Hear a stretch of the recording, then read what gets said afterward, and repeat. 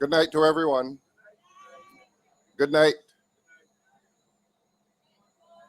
And thank you to the chairman. I've heard all of the speeches here tonight, and I think I'm going to be not quite as long as I normally am. And that is a promise I hope to keep. Now, I had thought of making a different speech tonight, but today in Barbados, Sunday, is turning out to be the kind of Sundays that we have had for a while in this country. You and I grew up in a Barbados, and we must be generational at times, because we must recognize that we have a responsibility as members of a particular generation not to speak with arrogance, not to speak with condescension, but to speak with the authority and the experience that that generation offers. And I know that when we are young people, we tend not to listen as much as we should do to older people. But I think that we must bring our generational experience to bear on public discourse, public speaking, and the content of public speaking. And we grew up in a Barbados in which Sunday was what I call the gentle hour. We got up on Sunday mornings, we did our chores, we went to church, we came back home, and depending on the mood of our parents, back to Sunday school again. We came back home, showers of blessing. It is Sunday after all. And depending on the mood of our mothers, we were back in church on Sunday night. And Sunday in Barbados really was what I call the gentle hour. And now we are living in a country in which Sunday is no longer the gentle hour. Sunday in Barbados has become the violent hour. And you can trace back over the past few months, weeks certainly, over the past year and over the past few years. And it seems that every Sunday morning now in Barbados is marked by violence. And that is a Barbados that we don't understand. Maybe it is a Barbados that the young people in this country understand. And we try to say to the young people that this is not the norm. This is not what they consider, what they call the new normal. That it is not in a country's interest to lose that gentle hour, to lose Sunday.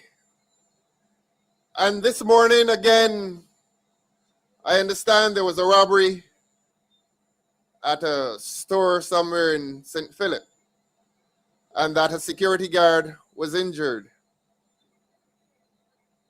And it really distresses us as Barbadians. It really distresses us who belong to this generation. And we're not old people, but we're not young people either. And we have to find a way in this country to take us not back, but to take this country forward and to recapture the Barbados that we knew while going forward, while developing.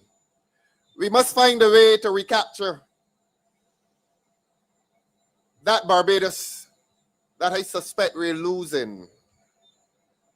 And I come to this task tonight remembering two words of the national anthem. You've heard the national anthem quite often, so I'm not going to say anything new. In fact, I am not going to say anything tonight that you have not heard before, but some things are worthy of repetition. And the two words from the two lines from the national anthem: strict guardians of our heritage, firm craftsmen of our faith. strict guardians of our heritage, firm craftsmen of our faith. And a heritage is something that you inherit. You inherit from a past generation. It is like a house. You inherit a house from your parent, or you inherit a valuable item. It may be a piece of gold, a piece of jewelry. It may be a piece of furniture. And you tend not to part with an inheritance. You don't sell it. It is cherished. It is treasured. And when I began here this evening, I referred to a peaceful Barbados that we knew. I referred to the peace on Sundays. I referred to Sunday as the gentle hour. And that gentle hour has been a part of our inheritance. We received that from our parents. And our parents received that from our grandparents. And it is our responsibility as new parents to receive that inheritance and to pass it on to our children. So our time is here, and our time is now, and our time has come. And we must ask ourselves as parents, as politicians even, what are we going to do with this inheritance? That inheritance of peace. It is our responsibility to save it and to cherish it and to pass it on to our children. But tonight in Barbados, this Sunday night, follows a Sunday morning that has done damage to that inheritance, to that heritage. We've lost our peace. This country has lost its peace. And in losing its peace, in the words of the national anthem, can we now be strict guardians of that heritage? And if we are to be strict guardians of that heritage, can we take it and polish it like a piece of furniture, a piece of jewelry, and pass it on to our children? But where is that heritage tonight? Have we lost it? Have we, as Barbadians of this generation, lost it? Tonight I want to speak to you on the guardians. And I want to ask you the question, who will guard the guardians? Because I want to say to you tonight that as parents, we are guardians. But the chief guardians in this country, the chief guardians in your country, is the government. The entity that enjoys the most power, the sovereign power. I spoke of this the other night. Sovereign power involves that right and that capacity to order all affairs in a country. It's called sovereignty. And don't let the government ever tell you that they don't have responsibility for keeping the peace. They do have a responsibility, as Richard Seeley explained to you last night, for keeping the peace, for preventing crime. And it is in that sense that the government becomes our guardians. The government becomes the guardian of this country. The government becomes the guardian of all people in this country, including the young people. But we've reached a stage in this country in which we now find ourselves having to guard the guardians, because the guardians have lost their sense of responsibility. And I relate that to the problem of crime in this country. The guardians are not behaving like guardians. And this Democratic Labour Party must now accept the responsibility to guard the guardians. And as I've said to you, what is at stake here is that heritage of peace. I repeat, Sunday mornings used to be the gentle hour. We seem now to take it for granted that something violent will happen during that gentle hour, so it is no longer gentle hour. And the government seems unwilling. The government seems not only unwilling but unable to accept the responsibility of guardian of that heritage of peace that used to exist in Barbados. There's a sense in which, with all of its power, a government shapes the culture. And the culture is that way of life, the totality of life, the way in which we live, the way we eat, the way we dance, the way we sing, the way we relate to each other, the kind of foods we eat. All of that is culture. the way we generally interact with each other. Do we interact with each other violently, or do we interact with each other peacefully? This country has been a peaceful country. And at the heart of the culture of this country has been peace, peaceful exchanges. You used to be able to send your children down the street and around the corner to the shop, and you never worried about whether they would return. You never worried that a stray bullet would hit them. You never worried that somebody would plunge a knife into their chest, as we saw on our telephone screens a few weeks ago. We took all these things for granted. And have we lost that peace? But there's a sense in which the government helps to shape the culture. The government has a responsibility. And can we say tonight that the government is meeting its responsibility in shaping a culture which will defend and protect the peace that is so needed in this country? I like to refer to that thing I call the moral ballast. Those institutions that give weight, that give stability to this society.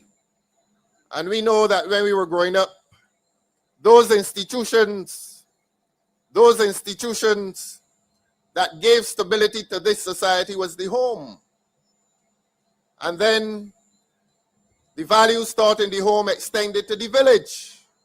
And young children, I'm telling you things that you know, but we need to pass these messages on. And we need to pass these messages on to our children. And the village was an extension of the household. And children had to respect not only their parents and grandparents, but children had to respect the elder people in the village. And that was an institution that created social stability and peace in this country. And extending beyond the home and the village was the school, because all children had to find a way into school. And the school then acted as one of the institutions that made the society stable. And then on Sundays, and I began by referring to Sunday, Sunday was that gentle hour. And the majority of parents in Barbados always try to ensure that their children not only had a home life, a village life, a school life, but they fortified the lives of their children with attendance at church, because religious values were important. And they were taught the virtues of generosity and love and sharing with their friends and caring for their friends. And so we had an entire society that was stable, that the institutions provided stability. And where are the guardians tonight in Barbados? Where is the guardian called the government in this country tonight? Where are they? Where is your government in relation to the home? Where are they? Because we cannot say that this Barbados Labour Party is treating families well. They're not treating families well.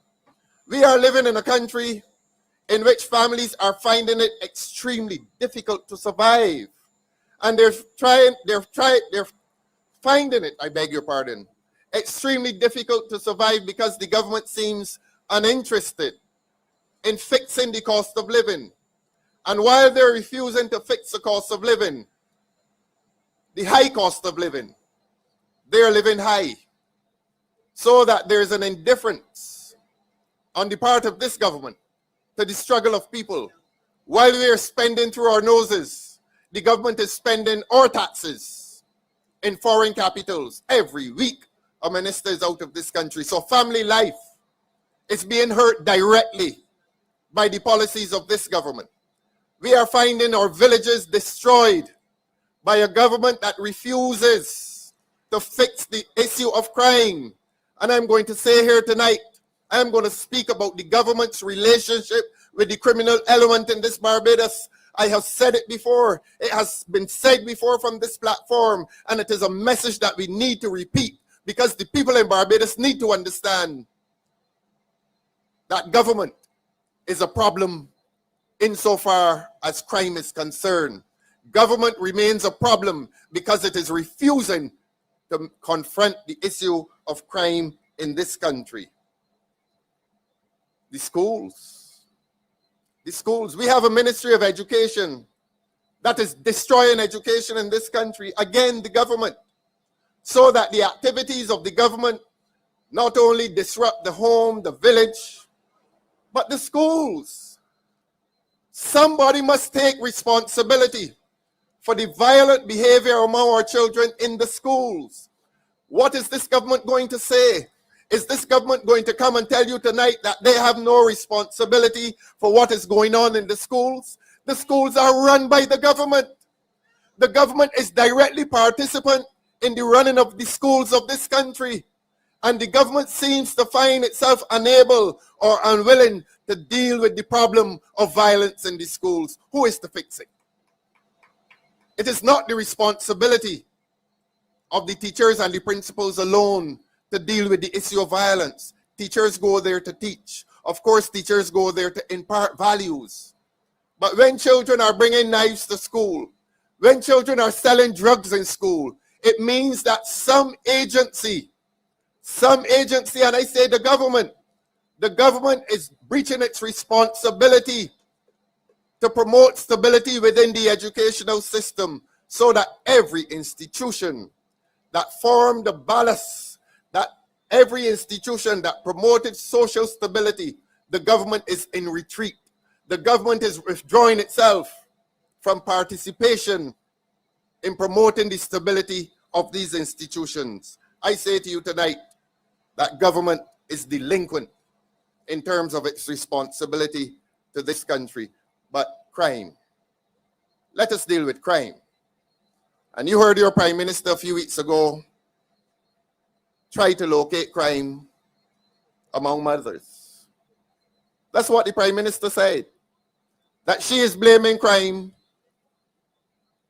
in the home on mothers who are refusing to supervise their children. That's a shame, you know. And we have a problem of guns in this country. And I told you tonight that I'm not going to say anything that I haven't said before, but you need to be reminded. One of the main problems in this country is the gun problem. The gun problem. No guns are manufactured in the homes.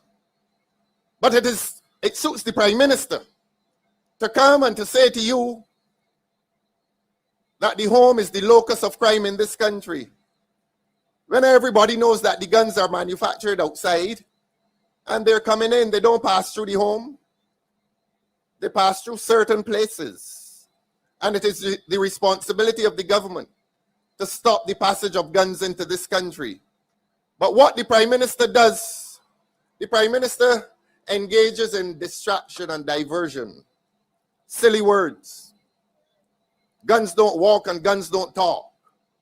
And then the silly phraseology that came before that, not about hay.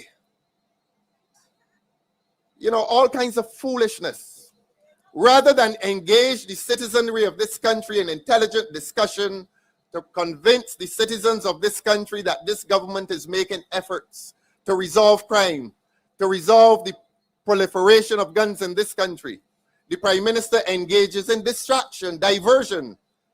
She distracts away from the main issue, and I ask you why. And I know that the citizens of this country know why the Prime Minister feels that it is in her interest to avoid the issue of crime. We know why. And we must not be afraid to say why.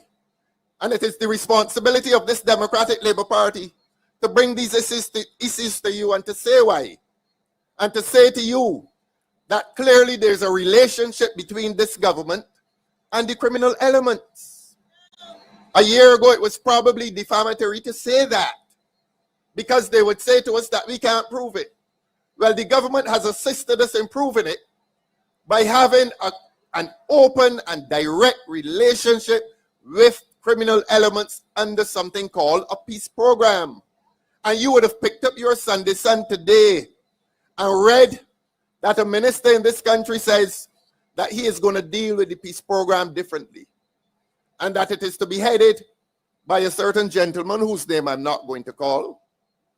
But this government is engaging itself on the issue of crime. But that is not the only way in which this government is engaging itself on the issue of crime. We need to say these things. And we need to remind the people of Barbados. And we need to remind this government that we have good memories too. We need to remind this government of a Good Friday a few years ago. And we need to keep this ringing in the ears of the people of Barbados. We need to remind the people of Barbados that on Good Friday a few years ago, a certain telephone call was made. We need to remind the people of Barbados about that telephone call. And we need to remind the people of the consequences of that telephone call. We need to remind the people of Barbados that that exposed the relationship between certain elements and certain officials in government. That is what we need to do. We must have the courage to tell the truth. And we must be able to speak this truth to power, even when that power is unjust. And this government is wielding unjust power against the citizens of this country. This government has found itself in a relationship with elements in Barbados who are adverse to the interests of peace-loving people. And that is why we don't have peaceful Sunday mornings anymore. And added to the violence in Barbados is this government's further participation in other cultural aspects of this country. This is a government that allowed Vibes Cartel to come here. This is a government that allowed Vibes Cartel to come here on a sacred Easter Sunday to disrupt religious culture in this country, and politicians must have the courage to say that. Even if it is an unpopular message among young people, we must pursue this, not for the sake of popularity, but for the sake of principle, and it is only principle that will save the future of this country. Let us have the courage to speak the truth. And what is happening in Trinidad? The same gentleman goes to Trinidad. And what happens in Trinidad? He is restricted. He is restricted. But because we are around here, and when I say we, I mean the government, and anybody who is afraid to speak in criticism of this government must now be seen as being complicit with the government. And we choose to depart from this government in our responsibility as an opposition party, in our responsibility to oppose wrongdoing and to defend right. And Trinidad restricted him. And this government did not have the courage to do it. But is it a question of courage? Or is it a question of complicity?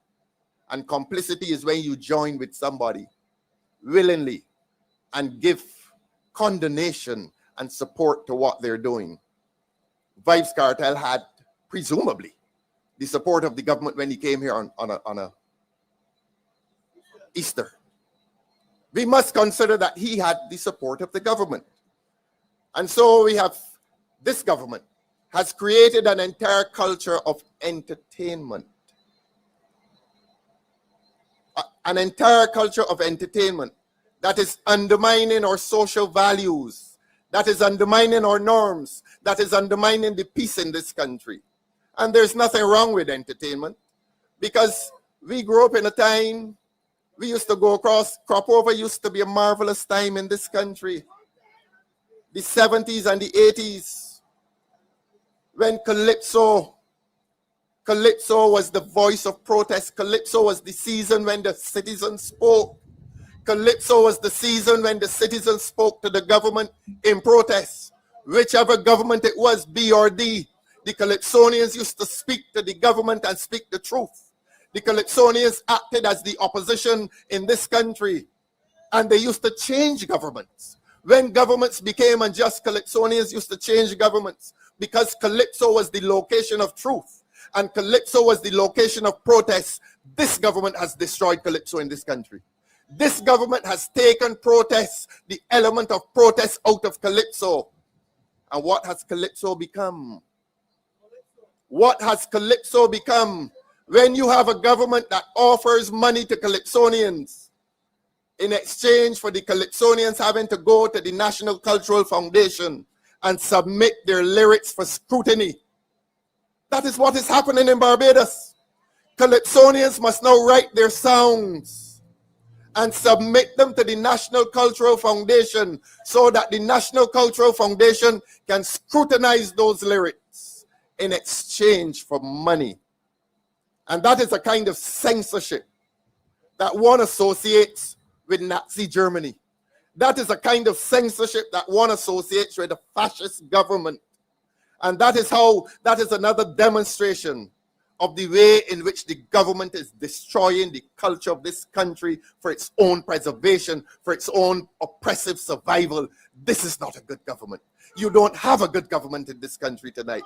Every aspect of our culture, this government is destroying. And when any cultural or artistic group in this country becomes a voice of protest, government seeks to destroy it. And I'm going to come here tonight and I'm going to pause and I'm going to refer to the group called Praise Academy of Dance, that we must never allow this government to forget what it did to Praise Academy of Dance, a group that exercised its right to freedom of expression under the Constitution. All citizens have the right to freely express themselves. All citizens have the right to the freedom of conscience, the freedom to express their religious values and their religious affiliations. And I understand that Praise Academy of Dance exercised that right to freedom of expression, and they associated themselves with certain religious values, and your National Cultural Foundation disqualified them from a national competition, because what they were saying, although they had the right to say it, they were not promoting criminality. They were not taking telephone calls from gang leaders. They were not bringing in guns. They were not putting money into fets and causing the most lewd behavior ever. They were doing something wholesome. But this government does not like wholesomeness. This government does not like righteousness. This government, I must say, I don't know what other word I can use to describe them. But I want to say to this government that the banning of Praise Academy of Dance must never be forgotten, because it is a tragic moment. It is a shameful moment in the life of this country when a small group of young people lost the right to freely express themselves and to express their religious values. But you know why this is happening? Because the government has abandoned the Constitution. And we have asked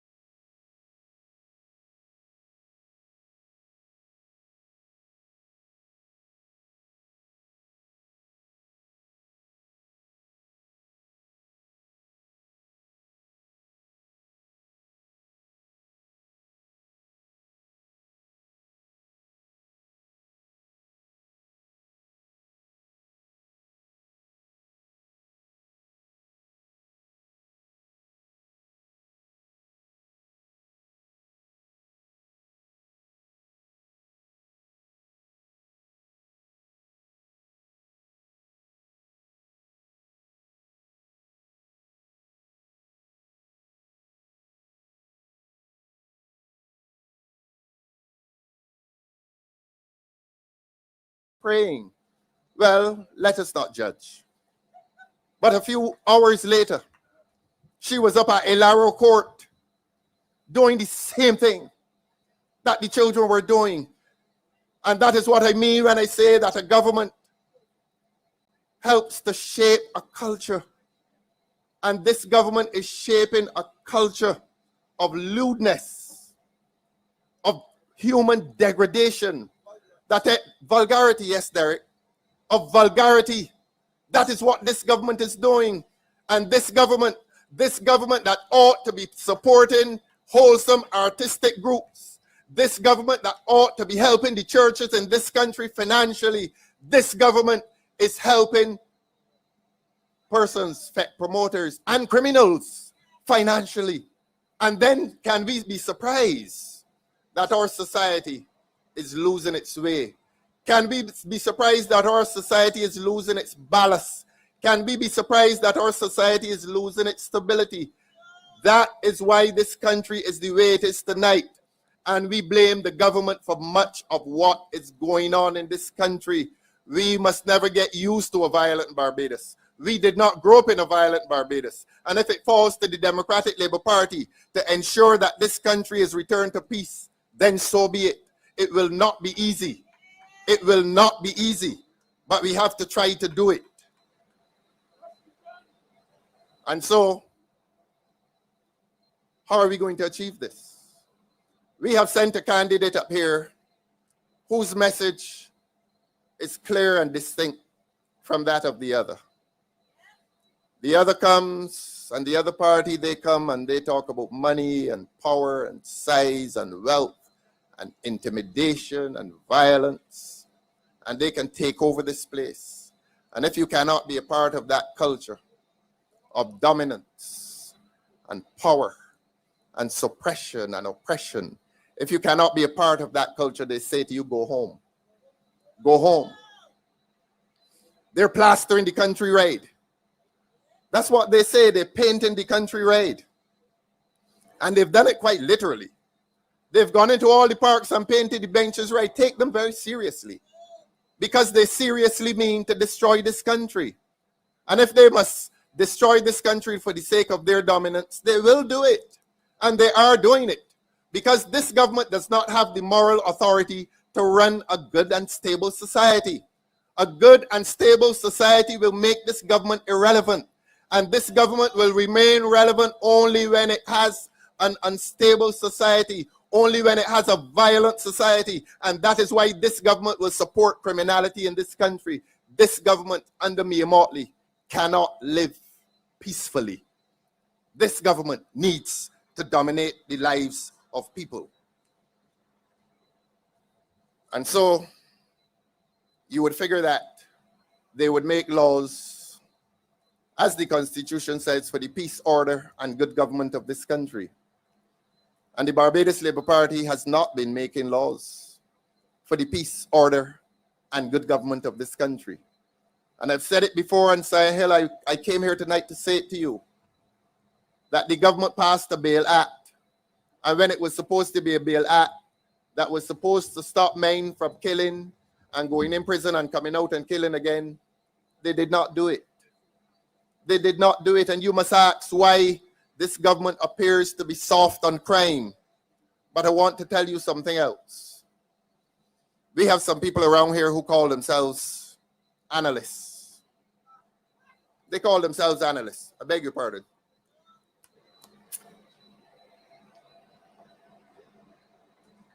Every little thing that happens in this Democratic Labour Party, some person may decide he or she wants to be elsewhere. And they have the right and the freedom to do that. And there are such deep fractures within this government that go without commentary from these people who call themselves analysts and scientists.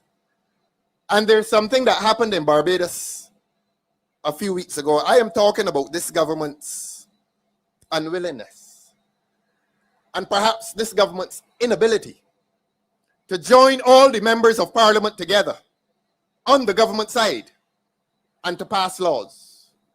There is now such a deep fracture in the government, and the analysts are ignoring it as if it does not exist.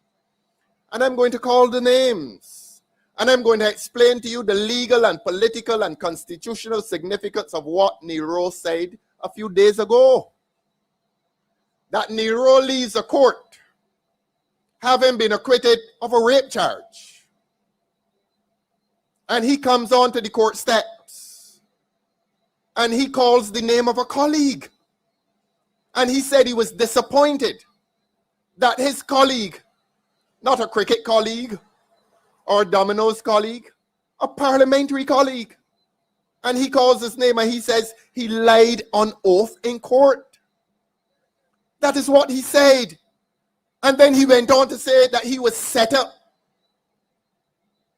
Sion Hill, do you understand tonight the significance of what Nero said? Do you understand that Nero is pointing to his government? And Nero is saying that a parliamentary colleague lied under oath in court? And do you understand that in Britain or the United States or any other civilized country, even in the Caribbean, in this Caribbean, that minister, that Abrams would have been called in by the Prime Minister and asked to explain himself, because governmental office is based on trust. It is based on trust. And if a parliamentary colleague says that a man has lied on oath, that undermines the trust that the public ought to have in him. But this country has gone along. The Prime Minister hasn't said a word. And the analysts have not said a word. And they expect that this Democratic Labour Party will remain silent on it. And if somebody comes into the DLP and walks out through the door sucking their teeth, that is front page. But Nero did not suck his teeth. Nero came out and said that Abrams is a liar. And he came out and said that Abrams lied under oath. And Abrams is sitting in the cabinet tonight. And tomorrow he will sit in the cabinet. And has his Prime Minister call him in to ask him to give account, not for gossip, but to give account for his behavior in an arm of the state, to give account for what he did in court. And I don't want to go into it in too much detail, but it is a public matter. And it is a public matter about which you ought to know. And I'm saying to you that Nero was charged at the end of 1 year. At the end of 1 year, whether it was, I think it was within the last quarter of the year, either October, November, December. That's when he was charged. And he appeared in court. He appeared in the magistrate's court. Now, as you know, I represented him and I can't disclose professional confidences. But these are matters of public concern and public knowledge. Public concern and public knowledge, and you have a right to know. Because cases, criminal cases, must be conducted in public. Under the Constitution, you cannot do a criminal case in private unless it undermines the dignity of a child, for example. So criminal cases must be done in public. And it is done in public because there's always a greater guarantee that justice will be done when it is done in public. And so what I'm telling you is a matter of public knowledge. And I am reminding you that ROWE was charged in the last third of a year. This has nothing to do with any private confidential exchange. This is public knowledge. And I'm reminding you of what the public knows. That ROWE was charged, I don't remember the year, 21, 22, I don't remember. But he went to the magistrate's court and made appearances. And after he made 1 or 2 appearances, I think it was 1, maybe 2, Abrams went to the police station and gave a statement against ROWE. Y'all didn't know that? You did not know that, Sion Hill? Well, you're hearing tonight. Because in any democracy, there must be this exchange of information, especially when this information is pertinent.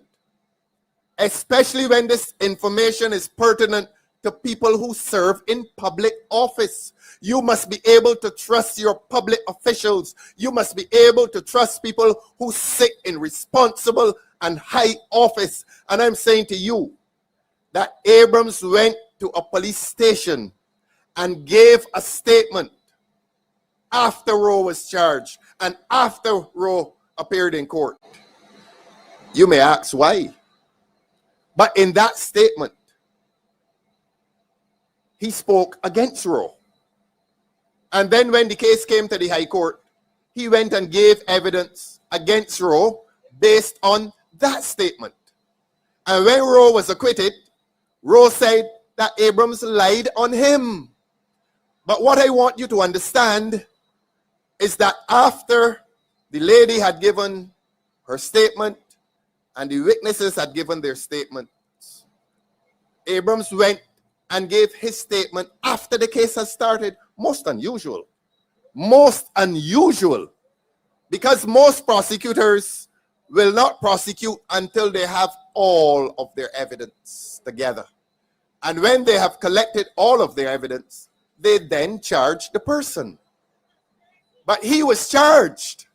And after he was charged, Abrams went in and gave his statement. This is public knowledge. This is no secret. This is public knowledge. That case was tried in public, and there are aspects of this case on which you, as members of the public, are entitled to comment. And I, like Rowe, I have the right to comment. And I am giving you information that you need to know, not because you're being mischievous, but because it pertains to a public official, a man who has been entrusted with public office, a man who has been entrusted with ministerial office, who behaves like this. And the analysts don't say a word. This undermines government. This undermines the proper functioning of government. When a man, a parliamentary colleague, has described another colleague as a liar, and not only has he described him as a liar, he has described him as a liar under oath. He has said to you that he came to court and lied on him. This is a matter of public interest and public concern. And the Prime Minister, has she called him in? Has she called him in to ask him if what Rowe is saying is true? Not a word. Not a word. And as I said, and I repeat, if a man walks out of the Democratic Labour Party headquarters and says he's going elsewhere, front page, and these people are entrusted with the responsibility of running a government. You heard the word I use, entrusted. Can you trust in these circumstances? Must this man not be called to give account for Rowe's statement? He must be. And more than that, when I listened to the Caribbean news on the day that Rowe was acquitted, not the Barbados news, the Caribbean news, one of the Caribbean entities that carry news across the Caribbean, they say that they reminded us that Rowe was removed from the office of Deputy Speaker because this trial was pending. He was fired. He was taken down from that office, pending the outcome of the case. And he stood on the court steps and said, well, as to the office of Deputy Speaker, he will discuss that with the Prime Minister. This country waits to hear what will happen. This country is waiting to hear what will happen. This country is waiting to hear what will happen to Abrams. And this country is waiting to hear what will happen with the office of Deputy Speaker. Because this speaks profoundly as to instability in government. This speaks as to dysfunction in government.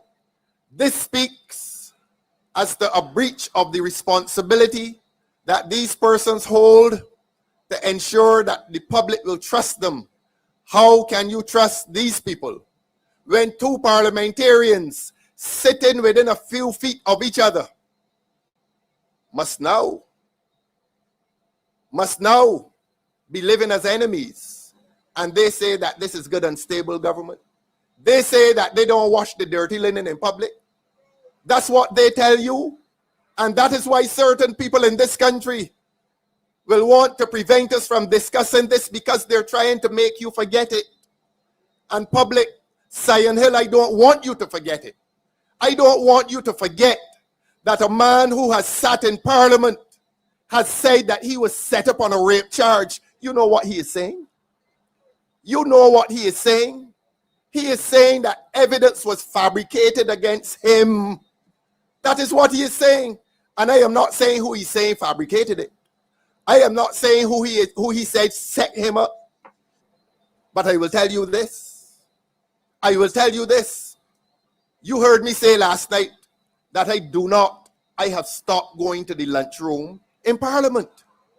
You heard me say that. And the only time I made an exception is during the estimates when my team was there with me, the opposition office, and our supporters, and I felt safe to go into that lunchroom. And I said it last night, and I mean it. I'm not joking when I say it. I am not visiting a lunchroom and eating with those people. And I said I'm not doing it because I asked the good Lord to give me a few more days around here on this earth. I don't know how many I have. I don't know how many I have. But if people setting up people on rape charges, I'm serious. If people setting up people on rape charges, nobody is setting me up with a plate of rice. Nobody is setting me up with a plate of rice that got anything in it, and I'm not accusing anybody of anything. But the same way ROWE has invited Barbadians to distrust certain people, the same way ROWE has invited the Barbadian public to find that Abrams lied on him, and the same way ROWE has told the public that a charge was fabricated against him, who am I? Why must I not apprehend that I am exposed to danger as well? ROWE said he was exposed to danger. And ROWE, in the aftermath of his acquittal, exposed that danger, exposed the apprehension he had as to why he was in the court. And those are serious words. Those are dangerous words. He was set up. Well, you can set up a man on a rape charge, or you can set up a man to lose his life. It's as serious as that, Sion Hill. It is as serious as that. ROWE is no anonymous man from a gap somewhere in the middle of Barbados. ROWE is a parliamentarian. And I want to repeat this. I want this to sink into Barbados. That ROWE has said that a colleague lied on him under oath. I've repeated it several times because I want you to understand the significance of it. I want you to understand what ROWE's comment has said about government in this country. And I want the media, and I want the commentators in the media to take some time away from the gossip columns. This is no matter of gossip. This is a matter that seriously undermines the legitimacy and the authority of government in this country. This is a matter that exposes the moral authority of this government to govern this country. That if Abrams can continue in office with the accusations made by ROWE, something must be wrong. You must be very kind and gentle people. The media must be very indifferent. The media must be sleeping. Thank you, ma'am. The media must have decided to go to sleep while this is happening. While this is happening. And I repeat, not only did he call Abrams' name, but the most dangerous part of that statement, he was set up. He was set up. Sion Hill, tonight, you know what set up means? Set up on a rape charge. Set up to get 10 or 15 years in prison. Set up to lose your freedom. So if a man is going to be set up to lose his freedom, it's not another man being set up to lose his life. No joke. No joke, Sion Hill. And I want to tell you, this is the kind of government you have.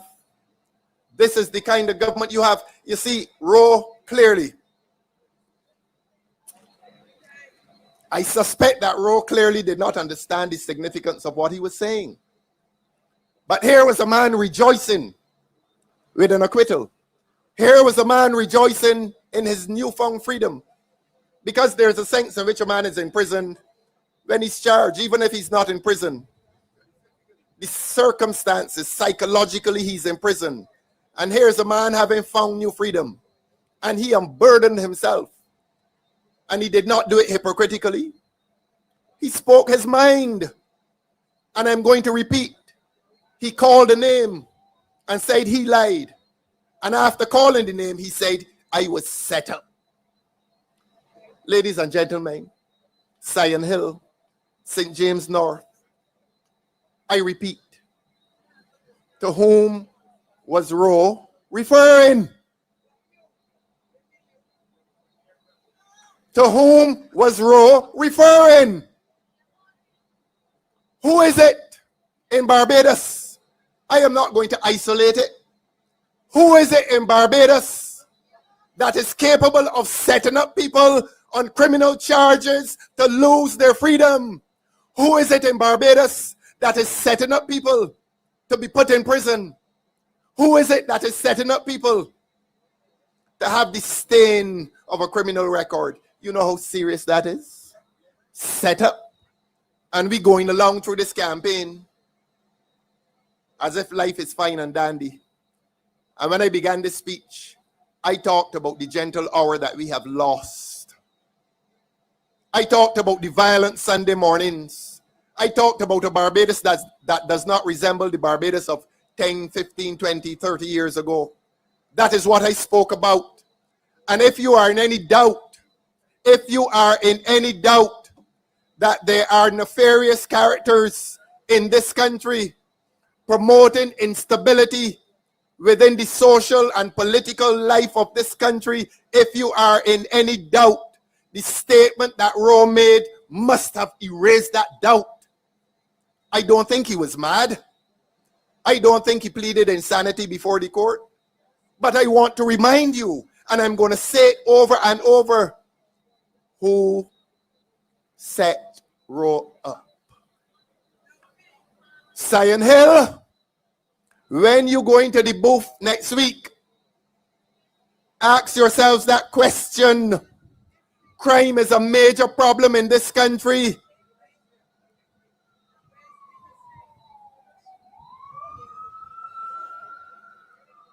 Next Wednesday, yes. This week, yes. Yes, of course, I beg your pardon. I was thinking Saturday. When you go into the poll this week on Wednesday, ask yourselves whether there is some nefarious character or some group of nefarious characters who are walking around this country setting up people on rape charges. Ask yourselves. And when people tell you that you are living in dangerous times, that you are living in times in which your freedom is at risk, that you are living in times in which I say tonight that you can lose your life, that you have to be now so careful. So when I tell you that I don't go into certain places on the premises of Parliament, believe me, I know what I have experienced over the last year. I know what I have experienced since February 2024. And I know that I don't regret what I did in February 2024. I do not regret it. And after ROWE uttered his statement, I have even less reason to regret it. I repeat, I don't know who is setting me up. But I am asking God for a few more hours, a few more days, a few more months, a few more years. Nobody has a guarantee in longevity. Nobody has that guarantee. But I want a little more time, Lord. I want a little more time. And my associations on those premises of Parliament, my association with those people will be limited. I told you last night, and I tell you again, I have serious apprehensions about my safety around there. And I told you the story of how one came to Oystins reaching out to shake my hand, and I refused it. I am taking them as serious as a heart attack. That is how seriously I'm taking them. And I go back to ROWE. After ROWE made his statement, must I joke with them? Must I trifle with them? Must I treat them as friends? Because they want to set me up and make the public believe that apart from the parliamentary contests, apart from my opposition to them, that, oh, it is all friendship. And what we doing there is theater. And we just making sport. It is not sport. They are oppressing the people of Barbados. They are seriously oppressing the people of Barbados. And mine is the lone voice in there against the government's habit of oppressing people in Barbados. And I know they don't like it. I know they don't like it. And I know that they don't like my presence in there on that side. And that is why they're so vicious. And as I said last night, and I repeat again tonight, that is why Colin Jordan called me what he called me. And every week that I go in there, the same Wilfred Abrams, one insult after another. I get up to speak, he pounds the desk. You know how childish this man is? I wish the cameras used to focus on all of them, a panoramic view. I wish it did. And then they would expect to come out of there with the public having seen that hostility, that violence, that animosity, that antipathy towards me, and them to come out and shake their hand, them to go to Oystins and shake his hand and say, oh, what happens? And there's nothing. And the public will look on and say, well, all one is friends. And when they're not serious, well, as opposition leader, I pursue this job seriously. I am taking it very, very seriously. And particularly in relation, I don't mind saying it, in particularly in relation to Wilfred Abrams, I will not be taking any chances with that man. I will not be taking any chances with that man. And I have a few more to name, and I'm going to name them in installments, because your parliament has become a dangerous place. Your parliament has become a dangerous place. And I want to alert young Felicia early o'clock that she must come. That she must come. But I want to alert her early as to where this parliament is and what parliament under these people is all about. They have abused parliament.